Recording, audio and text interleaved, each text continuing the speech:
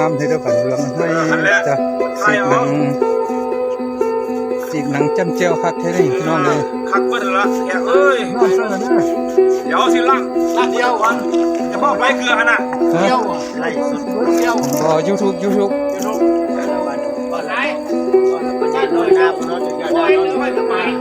ว่ารถสมบูรณ์อิทาเนี่ยเนาะเกลือมาวิ่งยังเบิดแต่โอ้ยลูกมือมา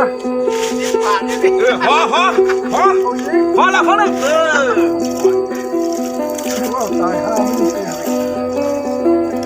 ตายไม่รถมาดิฮะโอ้ยเงินจะบอกให้ใส่ได้ไหมร่างกายซื้อเราให้กินน้ำวันนึงเท่าไหร่ยังมันเกลือเกลือมัน10 ถุงคุณอ่ะพี่นี่หนูเขาได้เบิดแหละให้ให้แม่ให้ก็สิ่งดีให้ดีมาตัวส่วนคนบ่ให้ก็ได้มีแต่คนให้เลยสิไปซื้อใส่เสียเลือดเดียวที่บอกงามบ่มาเนี่ยแข้งงามหมดอ่ะโอ้ยให้กินข้าวให้เจ้าสมัยเที่ยวให้มันแบบนึงเห็นหมอเขาบอกได้ก็คือบอกเขาเคยบอกดอกก็ให้แซ่บเนาะได้หนังมันก็หอมดีนะไม่โอเคแล้วหมอโอเคจังไหนมันพอแห้งแหละจะเพชรให้เขาตายไม่ได้เขาตายแล้ว3แล้วมันขึ้นหน้าด้วยเนาะก็3มันขึ้นหน้าเลยหาก็พอแห้งเปลี่ยนแขกเดี๋ยวอุ้ยเลยแขกยอดเลยที่นอกที่บอลอันนี้กินได้สิเด้อมันตัวใหญ่สิรอบหนังพวกกันพวกเขาคนนี้ตอนนี้ก็พอแห้งแล้วคนละซุ้มนี้พอแห้งซุ้มนี้เ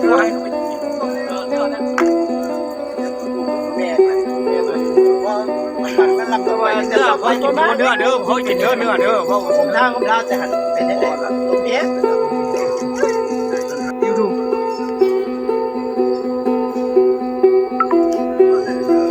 กินยางก็ไม่กินเนาะกินยางเนาะยางไม่กินแล้วยาง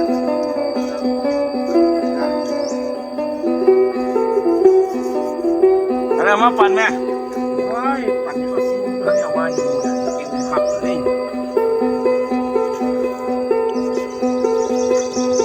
ตั้งเขียนได้ทุกวัน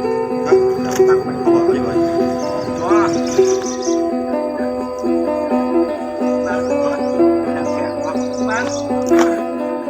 มันจะมาจับเนี่ยสัตว์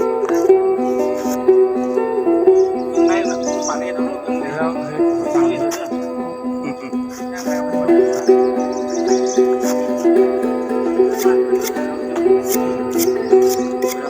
วันละจังวะเสียงเด้อนี่เสียงบ่พ่อผมไม่ได้เสียงเกี่ยวเสียงเดี๋ยวไว้อันตาสั่งวันนี้มาอยู่เนาะ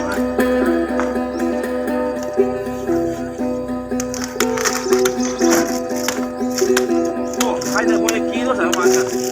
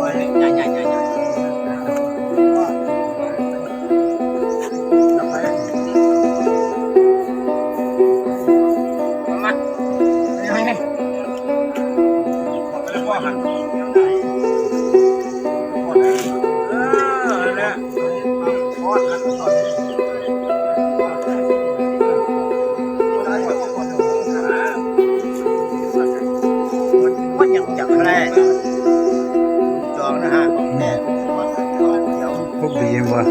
เสื่องไม่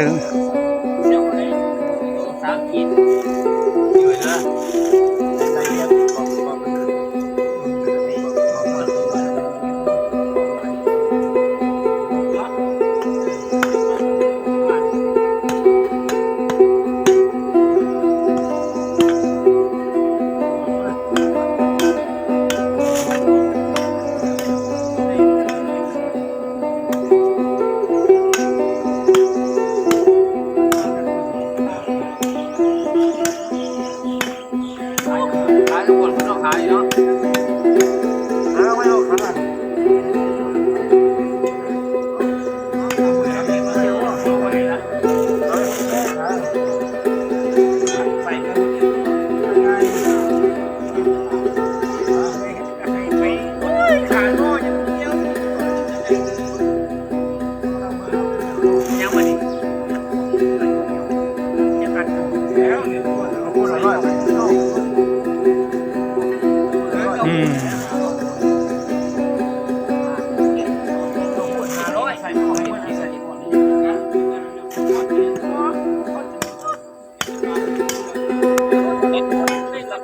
เกินไปแล้วเฮ้ยเมื่อรู้แน่นี่เมื่อรู้แน่ครับรู้แน่ครับ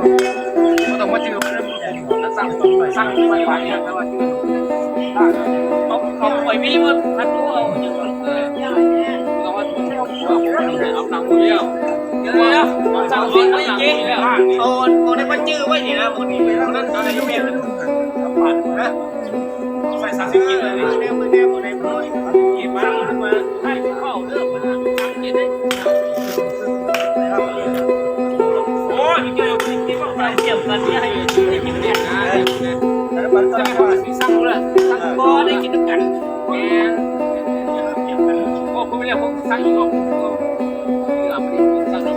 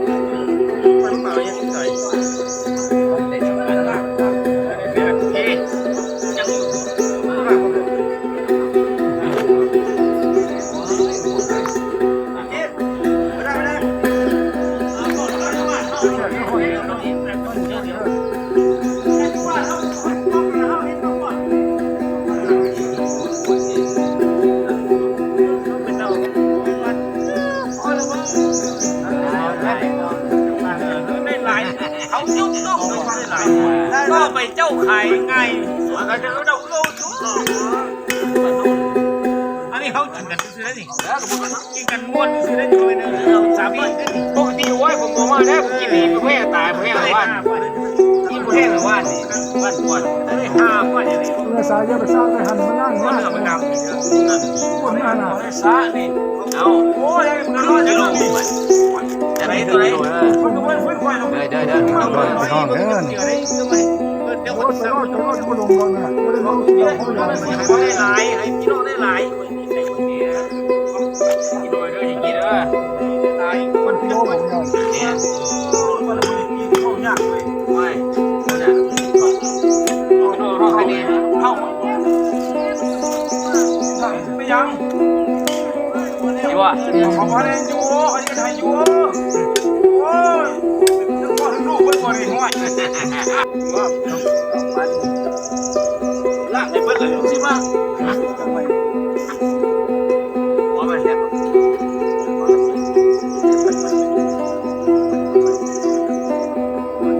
นี่แหละ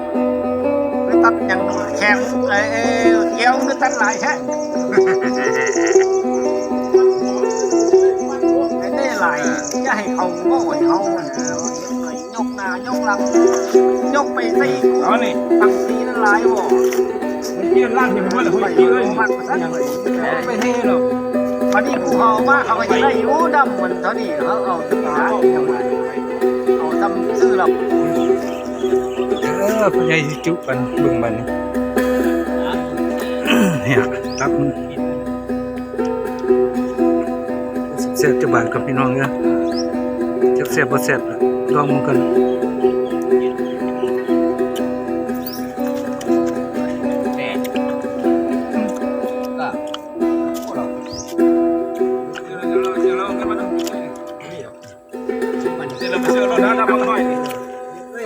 ตัดสินเลย รับเสียเนาะ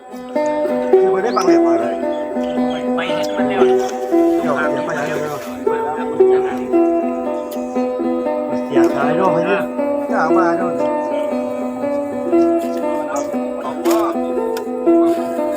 มันมีแหละ ไม่ใช่กับคนอย่างเวลามันมีอย่าง ไม่ได้สำนีคนนะรับไม่ได้บ้านใส่อยู่เนาะ ซื้อบ้านอยาก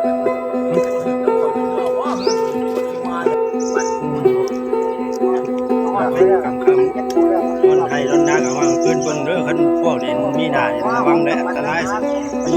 ถ่ายแต่คลิปเมื่อนี่แหละมันมีแนวถ่ายเห็น ไม่ได้เกี่ยวเด้อไปแม่เลยก็ไม่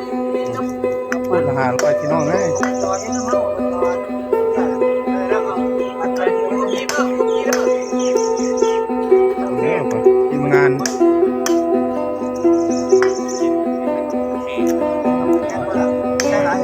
ม่ได้ลายรถเดี๋ยวไปเฮ้ยไหนที่เราเอาไว้เอาเดี๋ยวเราเซฟไปไป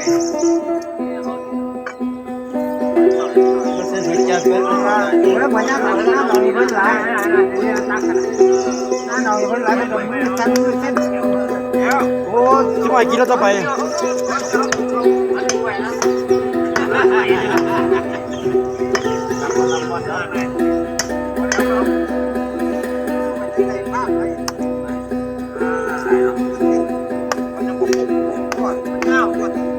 หนาเสียเลยโอ้ยเฝ้าเลยนะหมด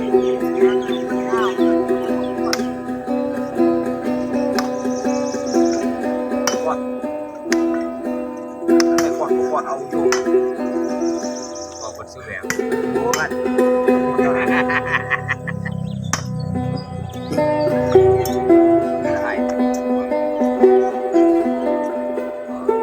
คุยบ้านกันจักใช่ไหมพวกเดี๋ยวคนขึ้นจะเข้าไปคุยบ้านกัน ยากสอนสาม บ้านแต่เท่าไหร่ นี่ไงว่ามันขัดแบบนี้จะพูดนี่จะพูด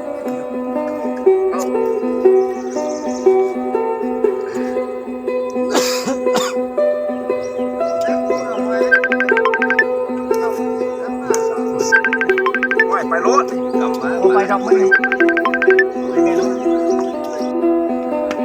ครบตัวครบกันครบตัวนี่เราอันนี้นะมันนี่มันค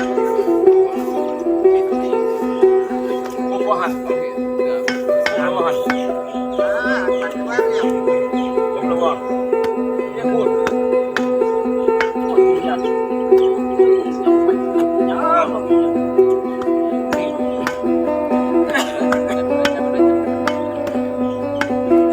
ครบเลยว่าอย่างนี้นะไปแล้วนี่ไอ้หัวหัดหัวสีเนาะหัดเนาะหัวกับคุณกินเพื่อไม่เบิดเลยเนาะนี่จะได้หน่อยต้องแห้งแบบเอาไว้กระดูกมันจะจะมันปวดใส่กันมาเอ๊ะกับมันหัว ต้องไว้อย่างเอ้าใหญ่ขึ้นหรือเปล่าเขาพยายาม มันซับไปเลย โอ้ยเดี๋ยวมัน ปาดหัวเอาเพราะว่ามันเด็กโผล่หัวมันเราก็จะเหยียบมันง่ายเนาะ เตรียมคิดเลยนี่ไม่ใช่เลยการใจเลยบ้าไม่ขอก็ดีเขาบอกเขาจะไม่เข้าไปเลยไอ้เขาไม่ยอมไปคุยไม่เห็นว่า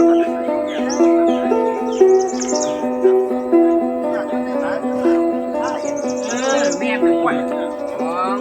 คนเอาเรื่องกันเลยจะไปด้วย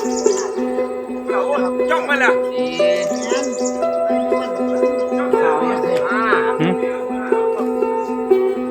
อาหารยังมาใส่หรือไหมมาดูแค่นั้น แม่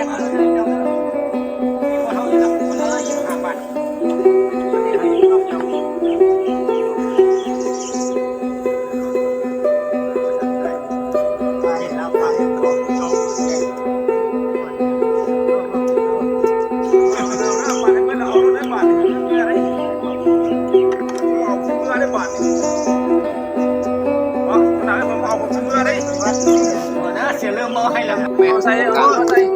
ใส่ เช็คไปไม่ทางกันถุงนี่หาตัว อ๋อเดี๋ยวน้องจะได้อยู่ไหม มาใส่ยังใส่ไปทำไมไหวปะคนนั้นนั่นเล่นเดี๋ยว เอาไว้คุยว่าได้สิคุยว่าดูได้ยินคนเลยไปนี่ไว้คุยบ้านก่อน